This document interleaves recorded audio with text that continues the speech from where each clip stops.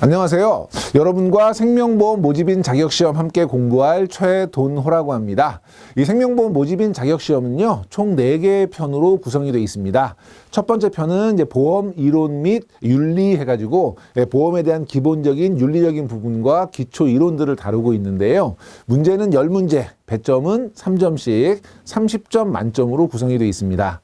두 번째 편은 이제 보험 법규라고 해서 뭐 보험에 대한 모집 질서라든지 아니면 뭐 소비자 보호라든지 세금이라든지 이런 부분들이 이제 포지션이 되어 있는데 역시 마찬가지로 문제는 10문제, 배점은 3점씩 30점 만점입니다. 그래서 1편하고 2편은 이제 공통 과목이라고 보시면 될 것 같고요. 3편이 생명보험. 문제는 똑같이 10문제지만 배점이 4점씩이에요. 그렇기 때문에 만점을 맞으시면 40점이니까 1, 2, 3편을 합치면 100점이죠. 그래서 요 100점 중에서 60점 이상을 만약에 득점을 하시게 되면 생명보험 모집인 자격을 취득하시게 되고요. 4편이 제3보험이에요. 그래서 제3보험 같은 경우도 마찬가지로 문제는 10문제, 배점은 4점으로 돼 있어서 1편, 2편, 그리고 이제 4편을 만약에 공부를 하셔서 합쳐서 100점인데 60점을 넘게 득점을 하시게 되면 제3보험 설계사 자격증을 이제 취득하시는 그런 자격 시험입니다. 그래서 대부분의 분들은 아마 한꺼번에 1, 2, 3, 4편 전부 다 시험을 보실 걸로 생각을 하고 있고요. 경우에 따라서는 뭐 1, 2, 3편 또는 뭐 1, 2, 4편만 시험 보시는 분들도 있을 테니까 그 부분 염두에 두시고 각각의 편별로 어떻게 학습을 해서 어떻게 득점을 할 건지 전략을 세우셔서 공부하는 것도 도움이 되시지 않을까 싶습니다. 자, 이번 시간은 첫 번째 시간인데요. 1편 우리 보험 이론 및 윤리의 첫 번째 시간은 생명보험의 의의와 기능에 대해서 같이 한번 살펴보도록 하겠습니다. 자, 생명보험의 정의인데요. 시험에 자주 나오는 부분은 아니기 때문에 여러분이 개념만 이해해 주시면 될 것 같아요. 생명보험은 상부상조의 정신, 서로 돕는 정신이죠. 비슷한 위험을 가지고 있는 사람들끼리 같이 모여서 일정한 보험료를 내고 사고가 난 사람에게 도와주는 그런 형태의 상부상조 정신을 바탕으로 사망 등의 불의의 사고로 인한 경제적 손실을 보전하기 위한 준비 제도다. 뭐 개념 정도 정리해 주시면 될 것 같고요. 두 번째, 인생의 주기를 거치면서 필요한 자금을 생명보험 제도를 이용해서 개인이 경제활동 중에 준비할 수 있도록 하는 제도다. 결과적으로 보면 위에 쪽에서는 어떤 기능이 있는 거냐면 위험에 대한 보장 기능을 가지고 있는 것이고요.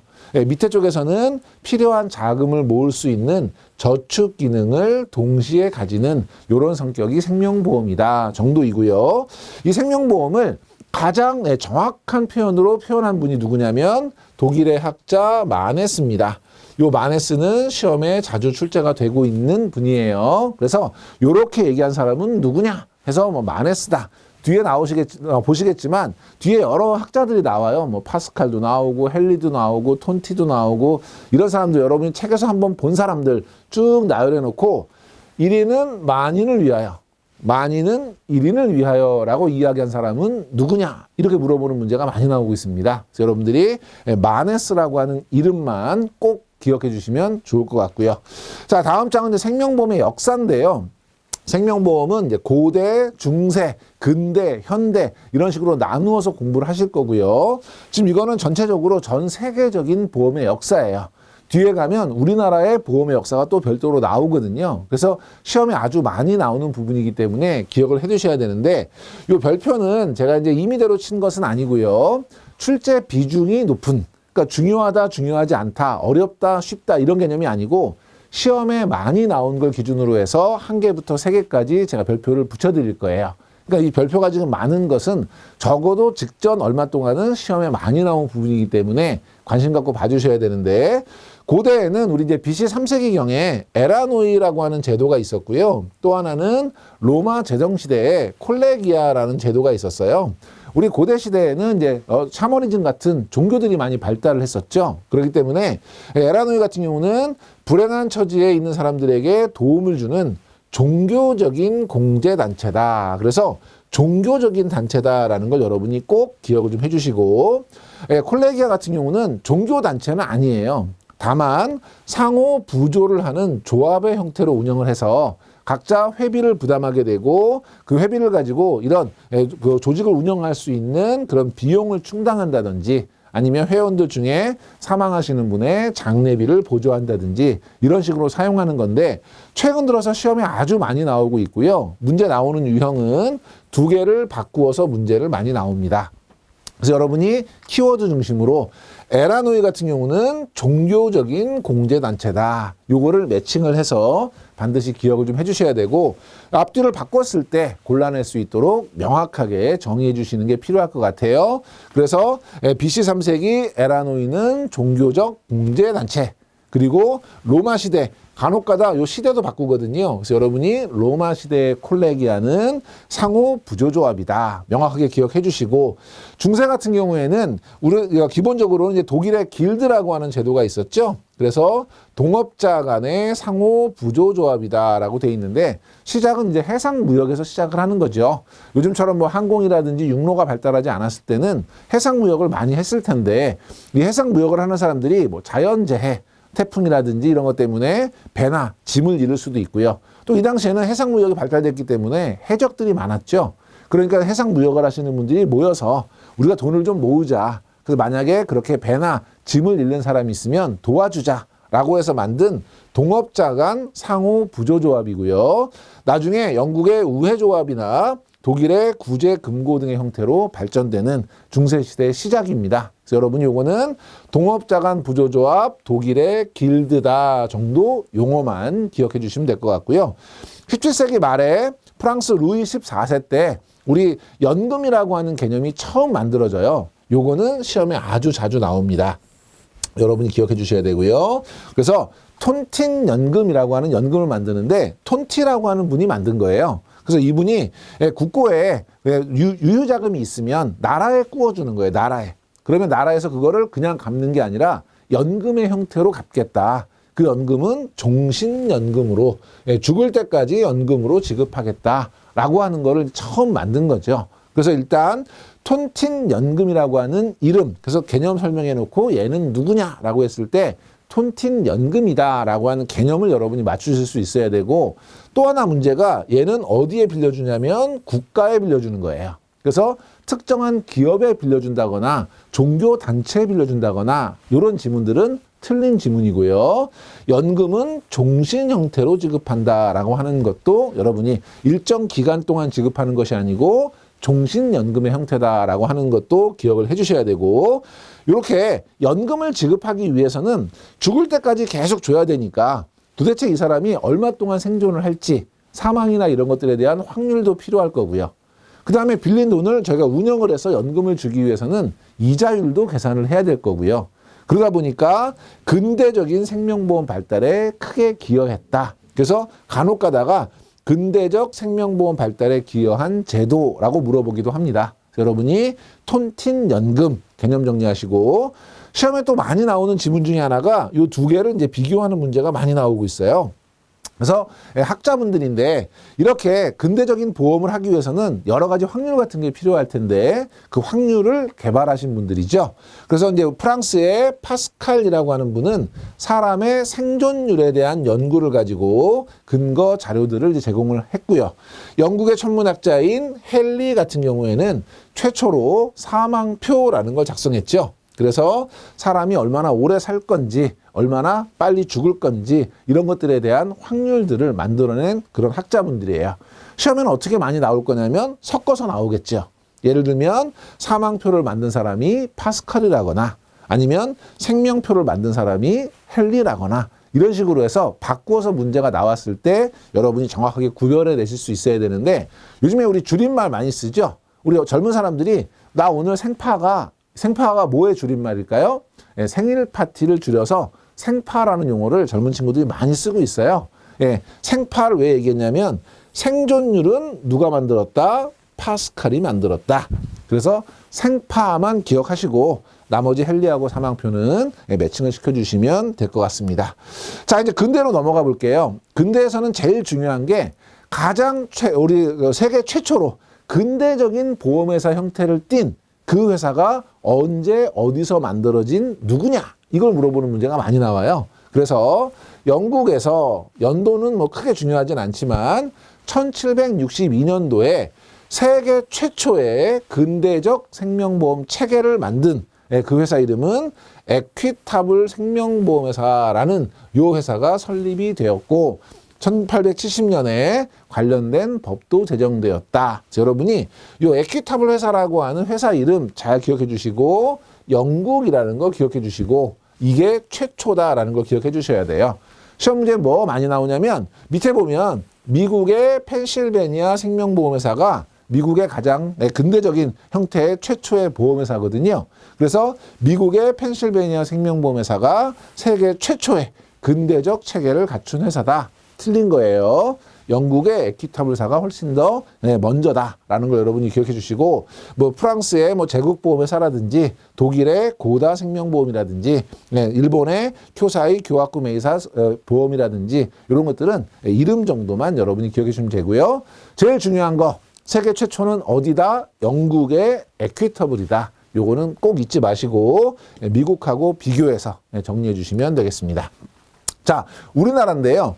우리나라는 세계적인 역사보다는 훨씬 더 많이 나오는 편이에요. 그래서 상호 부조 제도 두 개가 있죠. 그래서 우리 삼한시대의 개, 이 개는 요즘도 하고 있는 우리 개 모임의 원조가 되는 그런 제도죠. 그래서 돈을 모아서 한 사람한테 몰아주는 이런 형태의 제도고, 신라시대에는 이제 불교가 발달했기 때문에 불교 사원의 공동 재산을 운영하기 위한 보호라는 걸 만들었어요.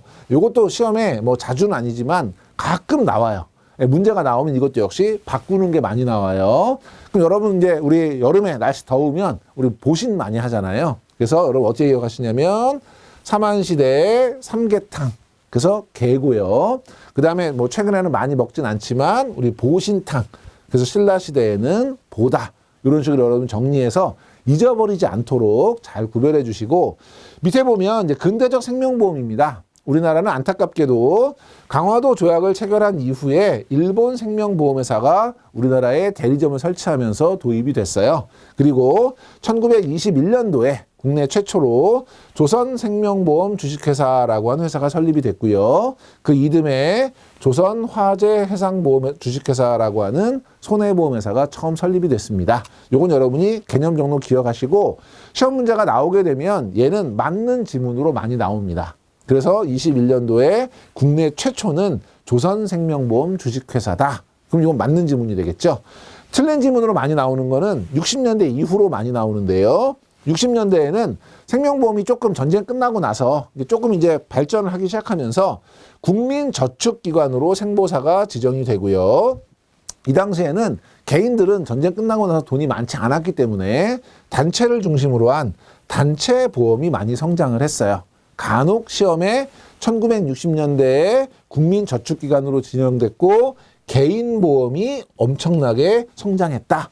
개인보험이 아니고 단체보험이 성장했다라는 거 기억하시고, 두 번째 1970년대 들어서 개인보험으로 전환이 되면서 1977년을 보험의 해로 저희 지정을 합니다. 그리고 근대화가 되는 그런 이제 기반을 닦게 되는데, 시험 문제에는 보험의 해로 지정된 건 1980년대다.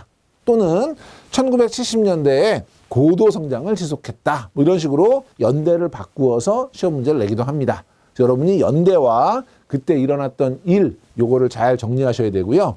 80년대는 저희가 뭐 아시안 게임도 하고 올림픽도 하고 고도 성장의 시대였고요. 90년대 접어들면서 우리 IMF 사태, 우리 금융위기가 닥쳤죠. 금융위기로 인한 후유증으로 우리가 금융시장을 개방을 하게 돼요. 그래서 보험시장을 개방을 하게 되고, 그리고 금융 자율화가 이루어지게 되면서 우리나라 안에서 우리 금융기관들끼리 경쟁하던 것이 글로벌 금융기관들과 경쟁하게 되는, 그래서 경쟁체제가 본격화되는 시점이 언제다? 1990년대다. 그래서 여러분이 외우실 때는 우리는 우리끼리 우리 안에서 우리 제도를 가지고 우리끼리 잘 경쟁하고 살고 있었어요. 그러다가 1997년도에 IMF 사태라는 게 터지면서 IMF 구제 금융을 받게 됐죠. 구제 금융을 받을 때 조건이 뭐였냐면 금융기관을 구조 조정하고, 그래서 그때 우리 은행들이 문을 닫는 그런 사태가 있었었고요. 또 하나가 우리 금융시장을 개방을 하게 돼요. 그러니까 금융시장, 보험시장의 개방과 자율화는 언제? IMF 이후에 1990년대다라고 하는 걸 여러분이 스토리로 기억을 좀 해주시고, 마찬가지로 80년대에 개방됐다 이런 식의 문제 많이 나오거든요. 고도 성장이 지속되면서 경쟁 체제로 전환됐다. 틀린 거예요. 연도별 주요 사항들 정리하시고, 2000년대로 넘어오면서 판매 채널이 다양해지기 시작했죠. 예전에는 설계사, 대리점 이렇게 사람과 사람끼리 만나서 보험 계약을 권유하고 체결했다면, 다양한, 그래서 은행에서 보험을 파는 방카슈랑스라는 것이 처음 도입됐고요. 그래서 이 방카슈랑스는 뱅크, 은행이라고 하는 단어와 어슈어런스, 보험이라고 하는 단어가 섞인 거죠.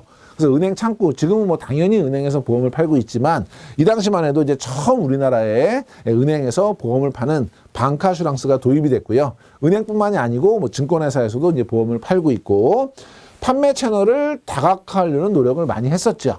그래서 우리 대면으로 만나는 거 이외에 전화로 우리 보험을 판매한다든지, 텔레마케팅이라고 하죠. 아니면 뭐 최근엔 좀 더 활성화가 됐지만 홈쇼핑이라든지, 아니면 뭐 인터넷이라든지 이런 다양한 판매 채널이 다양해진 건 2000년대고, 2010년 이후에는 인터넷 전문 생명보험사가 출범을 하기도 하고요. 그리고 그 이후에 2015년에는 온라인 전문 보험 슈퍼마켓, 그래서 보험을 한 군데 모아서 판매하는 보험 다모아라고 하는 사이트가 운영이 되고, 2017년 12월에는 우리 내 보험 찾아줌이라고 해서 내 보험을 한꺼번에 조회하거나 분석할 수 있는 이런 이제 사이트들이 운영이 되고 있습니다. 간혹 가다가 요 2000년대 관련된 내용들도 시험에 가끔 나와요. 주로 이제 맞는 지문으로 많이 나오고요. 특히나 보험 다모아나 내 보험 찾아줌 같은 경우는 연도별로 2015년에 온라인 보험 슈퍼마켓 내 보험 찾아줌이 개설되었다. 이렇게 하면 틀린 거죠. 그래서 여러분이 여기 우리나라 생명보험의 역사는 시험에 자주 나오는 부분이기 때문에 꼼꼼하게 좀 정리하시고, 특히나 여기 삼계탕, 보신탕 요 부분하고 60년대부터 2000년대 사이에 요 각각의 시대별 주요 특징들, 요거는 여러분이 반드시 기억해 주시기 바랍니다. 자, 이제 생명보험의 기능으로 넘어가면요. 생명보험은 사회보장 제도를 보완하는 역할을 한다라는 것인데, 우리가 3층 보장이라는 것이 있죠. 그래서 맨 처음에 국가가 보장하는 사회보장이라는 게 이제 1층에 있고요.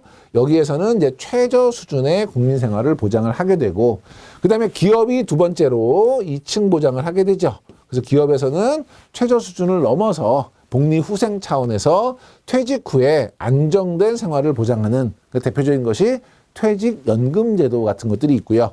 그리고 마지막 3층은 본인이 원하는, 만족할 수 있는 수준까지 보장할 수 있는 3층 보장은 개인 보장이 되겠죠. 이거는 여러분이 너무나 보편화되어 있는 개념이기 때문에 개념만 기억하시고, 사회, 기업, 개인의 3층이고 사회보장은 최저 수준이다 정도만 정리해 두시면 될 것 같습니다. 밑에 보시면 사회보장제도의 개념이 있는데요. 사회보험이라고 하는 것이 있는데, 사회보험은 뭐냐면 다 같이 돈을 내는 거예요. 보험료를 내는 거예요. 그리고 나서 보험료를 줄 때 약간의 소득 재분배의 성격을 갖고 있는, 무슨 얘기냐면 돈을 내는 거는 많이 버는 사람은 많이 내고 적게 버는 건 적게 버는 사람은 적게 내고, 그래서 어쨌든 소득이나 이런 거에 비례해서 돈은 똑같이 내는 거죠. 근데 받는 거는 소득과 상관없이 공평하게 받는, 그렇기 때문에 저희가 일반 보험과 다르게 사회보험으로 규정하고 있는 거죠. 자, 다음에 우리 사회보장제도인데요. 사회보장제도의 첫 번째는 사회보험이에요. 얘는 보험이니까 어떤 거냐면 똑같이 보험료를 내는 거죠. 그리고 문제가 생겼을 때 보장을 받는 건데, 민영보험은 많이 버는 사람은 많이 내고 내가 약정한 만큼 보장을 받는 반면에, 사회보험에는 소득 재분배의 성격을 일부 가지는 거예요. 예를 들어서 소득이 많은 사람은 보험료를 많이 내고요. 소득이 적은 사람은 보험료를 적게 내요. 그런데 받은 혜택은 동일하다면, 많이 낸 사람들은 돈을 많이 냈지만 똑같은 혜택을 받으니까 많이 소득이 높으신 분한테 받은 돈을 가지고 소득이 낮은 분에게 재배분하는, 재분배하는 이런 기능이 있는 이런 보험들을 우리가 사회보험이라고 하죠. 가장 대표적인 것이 국민건강보험, 그 안에 우리 장기요양보험이라는 것이 포함이 돼 있고요. 요거는 뭐냐면 이제 우리 의료보험이라고 옛날에 불렀던 거, 우리나라가 전 세계적으로 국민건강보험이 굉장히 발달해 있죠. 그래서 많이 버시는 분은 보험료를 많이 내요. 그런데 병원비에 대해서는 똑같은 보장을 받는 그런 제도고요. 국민연금, 이건 공적 연금이죠. 국민연금뿐만 아니라 특수한 직업에 계신 분들은 공무원연금, 선생님연금, 군인연금 다 이제 마찬가지 개념인데, 요 국민연금이라는 건 뭐냐면 많이 버는 사람은 많이 내요. 적게 버는 사람은 적게 내고, 그리고 나중에 노후에 연금, 국민연금을 받는데, 연금을 받을 때는 많이 낸 사람은 조금만 더 많이 받고 적게 낸 사람은 내가 낸 것보다는 많이 받는 개념인 거죠. 그래서 소득 재분배, 요거는 이제 국민들의 노후 생활 안정을 목적으로 하고 있는 것이고, 산재보험은 뭐냐면 우리가 산업재해에 대비해서 보험료를 받아서 산업재해가 일어난 분들에게 도와주는 이런 이제 보험제도고, 고용보험 같은 경우는 우리가 돈을 내서 예를 들면 예상치 않았던 실직을 하시는 분에게 실업수당을 준다거나 아니면 직업 교육을 시켜준다거나 이런 고용을 증진하기 위한, 그래서 우리가 흔히 4대 보험이라고 하면 국민건강보험, 국민연금, 산재보험, 고용보험 등이 해당이 되죠. 그래서 이걸 물어보는 시험 문제가 자주 출제가 됩니다. 밑에 보면 공공부조라고 있어요. 공공부조와 보험의 차이는 뭐냐면, 보험은 돈을 내고 보험료를 내고 혜택을 받는다면 부조는 내가 내는 돈은 없는 거예요. 다만 사회적 약자이기 때문에 어떤 뭐 정책적인 지원을 받는 이런 개념이죠. 그래서 최저생활보장 및 지원을 받는 기초생활보장이라든지 아니면 내가 돈을 내지 않았지만 최소한의 의료 서비스를 받을 수 있는 의료급여를 제공한다든지 이런 것들이 이제 공공부조에 해당이 되고요. 섞어놓고 골라라 이런 문제가 많이 나오죠. 그래서 사회보험과 공공부조 여러분이 구별해 주시고, 밑에 있는 사회 서비스는 복지 차원의 서비스이기 때문에 다행히 지금 끝에 다 복지자가 붙어 있어요. 헷갈리지 않도록 노인복지, 장애인복지, 아동복지, 가정복지 이런 것들이 해당이 되겠습니다. 자, 사회보험과 민영보험의 비교, 최근에 가장 많이 나오고 있는 부분입니다. 여러분이 꼭 기억하셔야 되는데요. 사회보험은 대부분의 가입 형태는 의무적으로 가입을 하셔야 되죠. 가입하지 않으시면 안 되는 강제보험이고요. 민영보험은 하셔도 되고 안 하셔도 되는 임의가입이고요. 급여는 사회보험 같은 경우는 법으로 딱 정해져 있죠. 건강보험 내가 많이 내지만 만약에 어떤 질병 치료를 받았을 때 몇 %는 의료보험으로 건강보험으로 혜택을 받는다 정해져 있고요. 국민연금 소득 분위 나눠서 소득 분위에 따라서 지급액 정해져 있고요. 그러니까 얘는 법률로 정해져 있어요. 그런데 민영보험 같은 경우는 계약에 의해서 내가 가입한 만큼 보험금을 받을 수 있겠죠. 급여를 받을 수 있을 거고, 보장 수준은 사회보험이다 보니까 최저 생계 또는 최저 의료 보장을 하는 반면에 민영보험 같은 경우는 보험료 부담에 따라서 비례한 거죠. 그래서 내가 많이 내면 많이 받을 수 있는 것이고, 운영 주체는 사회보험은 누구예요? 정부가 운영하고요. 민영보험 같은 경우는 민간 보험회사가 자유 경쟁에 의해서 운영을 하고 있고, 사회보험 같은 경우는 운영 방법을 정부가 결정한 반면에 민영보험 같은 경우는 민간 보험회사가 결정하는 것이고, 운영 취지가 뭐냐면 사회보험은 사회적 형평성, 그래서 아까 제가 소득 재분배라는 개념을 말씀을 드렸는데, 형평성이 목적이라면 민영보험 같은 경우는 개인별 적정성, 개인이 요구하는 거에 적합한 수준의 급부를 제공하는 것이고, 의견 합치, 사회보험은 소득 재분배 기능이 있기 때문에 불만이 있을 수 있겠죠. 나는 많이 냈는데 똑같은 걸 받으면 불만이 생길 수 있어서 실질적으로 이해 당사자 간의 의견이 정확하게 일치되는 경우는 많지 않죠. 불일치. 그렇지만 같이 살아가는 공동체이기 때문에 합의에 의해서 진행을 하고 있는 것이고, 민영보험 같은 경우는 내가 낸 만큼 받은 거니까 이거는 이해 당사자 간의 의견은 정확하게 일치하는 경우가 많겠죠. 둘 중에 뭐가 좋다, 뭐가 나쁘다, 뭐가 우월하다 가릴 수 없고요. 이 사회보험과 민영보험은 서로 간에 보완을 하는 것이고요. 일단 사회보험을 통해서 일정 수준의 보장을 받은 다음에 본인이 추가로 더 희망하는 것이 있다면 민영보험을 통해서 채워갈 수 있는 것이고, 사회보험이 있기 때문에 민영보험의 그 부담을 내가 줄일 수 있는 것이니까 상호 보완 그 관계이면서 또 하나는 경쟁 관계라고도 볼 수 있는 거죠. 그래서 양면성을 가지고 있다. 요거는 비교하는 문제 아주 자주 출제가 되고 있습니다. 여러분이 내용 크게 어려운 것은 없으니까 정확하게 비교할 수 있도록 주체라든지 성격이라든지 당사자 간의 의견 일치라든지 이런 것들은 눈여겨서 잘 봐주시기 바랍니다. 자, 생명보험의 기능, 국가 경제 발전에 기여한다. 보험료를 내면 그 보험료를 가지고 여러 가지 산업 같은 데 투자하기 때문에 국가 경제 발전에 기여한다는 뜻이겠죠. 요거는 여러분 그냥 개념은 봐주셔도 될 것 같아요. 생명보험 자산은요, 첫 번째, 우리 오랜 기간 동안 내시고 운영하시잖아요. 주로 장기 자금의 성격을 가지고 있고요. 두 번째, 제가 보험회사에 보험을 가입했다. 그러면 내가 혹시라도 만약에 문제가 생겨서 중간에 해지한다. 언제든지 해지 환급금을 받을 거라고 하는 믿음을 갖고 있죠. 내가 사고가 난다. 보험금을 지급해 줄 거라고 하는 믿음을 갖고 있어요. 그래서 믿을 신, 맡길 탁. 믿고 맡기는 신탁 재산의 성격을 가지고 있다. 이런 얘기고요. 이런 여러 가지 다수 계약자의 소액 자금을 가지고 실제로 산업에 운영하는 것도 있지만 사회 전체적인 비용을 줄여주죠. 특히나 뭐 우리 여러 가지 보험이 있겠지만 이런 생명보험 같은 경우는 사고로 인해서 사회 전체가 부담해야 되는, 예를 들면 어떤 분이 갑자기 사망을 하셨다. 생명보험이 없다면 그 나머지 가족의 생계에 대해서 사회적인 지원을 해야 되는 경우가 생길 수 있잖아요.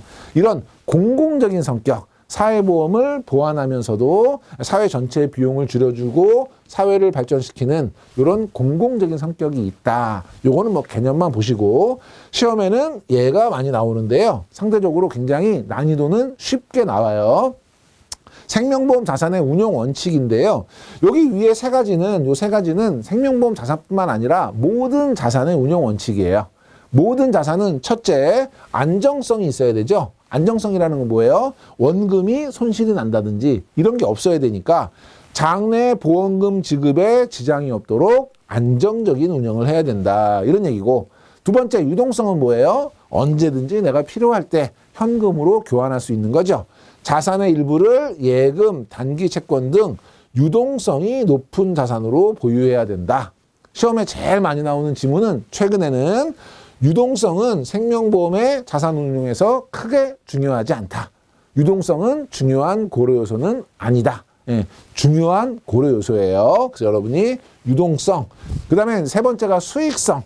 안전한 것도 좋고 언제든지 현금으로 바꿀 수 있는 유동성도 좋지만 일정한 수익이 나야 되는 거죠. 그래서 수익성, 적용 이율 이상의 수익률로 운영을 해줘야 되고, 그래서 고객한테 약속한 것보다는 더 많은 수익이 나야, 그래야 안정적인 지급이 가능한 것이고, 마지막으로 아까 말씀드렸던 공익성. 이 앞에 세 가지는 일반적인 투자의 원칙이라면 밑에 있는 공익성은 생명보험만의 운용 원칙이 되겠죠. 다수의 보험료로 형성되었기 때문에 국민생활 발전에 기여하고 있다.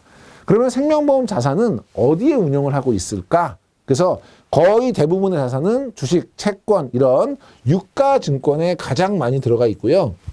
그 다음에 대출 채권, 우리 이제 대출해주고 받는 채권이 있죠. 그 대출 채권, 예를 들면 뭐 보험회사 자체가 대출, 뭐 보험 계약 대출이라든지 신용 대출이라든지 대출을 해주고 거기서 이제 이익을 얻는 대출 채권, 또는 다른 사람이 가지고 있는 대출 채권에 투자할 수도 있고요. 그 다음에 현금과 예치금, 그래서 우리 현금 등가물이죠. 언제든지 현금처럼 쓸 수 있는 이런 자산으로 갖고 있고, 일부는 이제 수익을 높이기 위해서 환금성은 떨어지지만 부동산으로 운영을 합니다. 그래서 순서는 요 순서인데 아주 가끔 순서를 물어보는 문제가 나오기도 하고요. 그래서 요대로 나오는 거죠.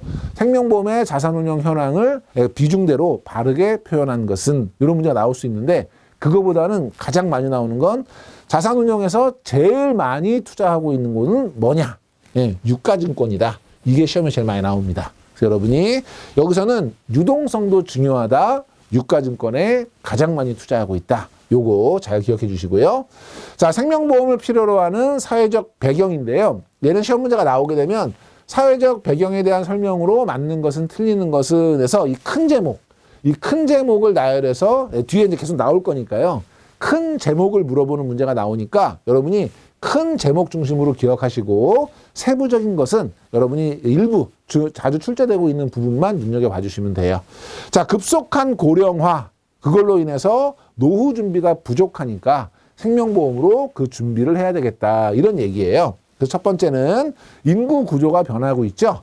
저출산이고요. 우리나라는 노인 인구 비중은 계속해서 늘어나고 있는 고령화를 우리가 지금 겪고 있어요. 그래서 2000년 이후에 기대 수명은 지속적으로 늘어나고 있고요.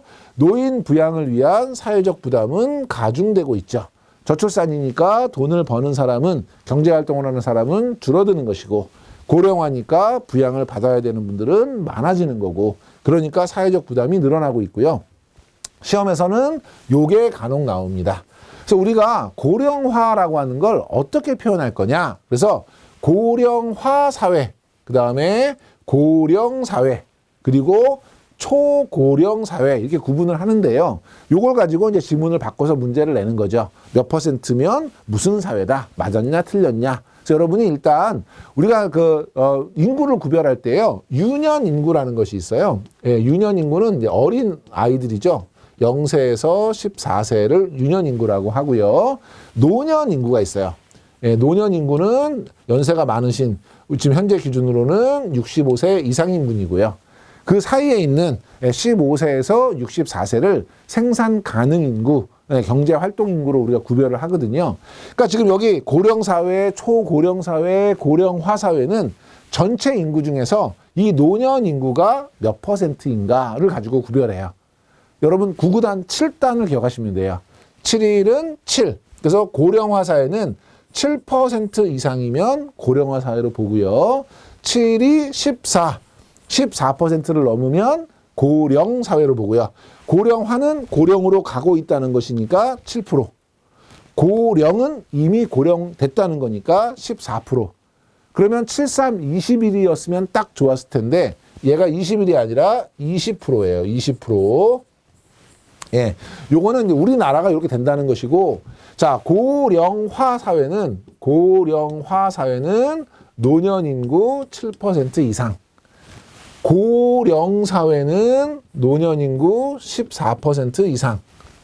그리고 초고령 사회는 노년 인구 20% 이상.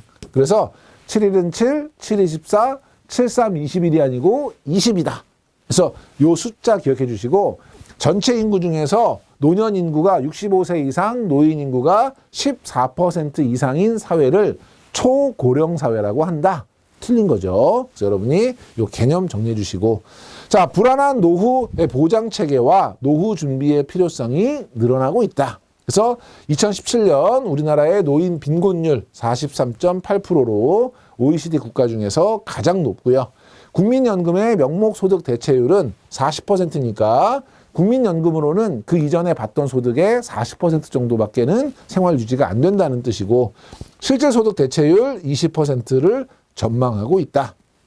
노인의 90%가 한 개 이상의 만성 질환을 보유하고 있고, 의료비의 절반을 65세 이후에 지출하고 있다. 뭐 당연하겠죠. 연세가 많을수록 편찮으실 확률이 높으니까.